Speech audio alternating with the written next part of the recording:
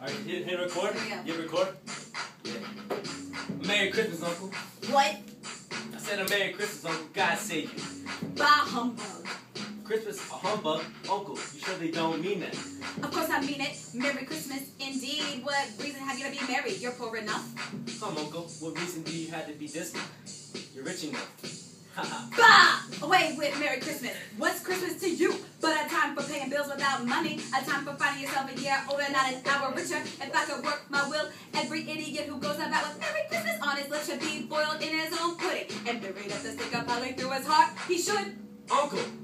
Nephew, keep Christmas in your own way and let me keep it in mine. Keep it, but you don't keep it. Let me leave it alone then. A lot of good it has done you.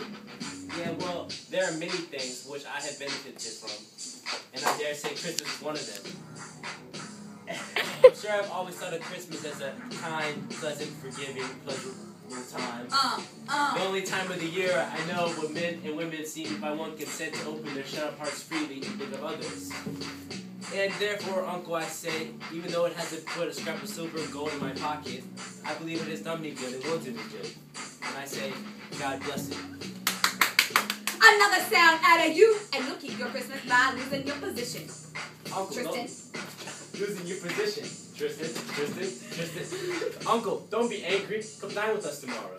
I'll see myself in hell first.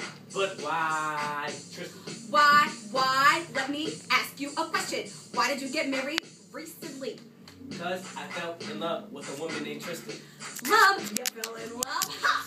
Good afternoon, nephew. Uncle, I don't ask anything of you. I don't want nothing from you.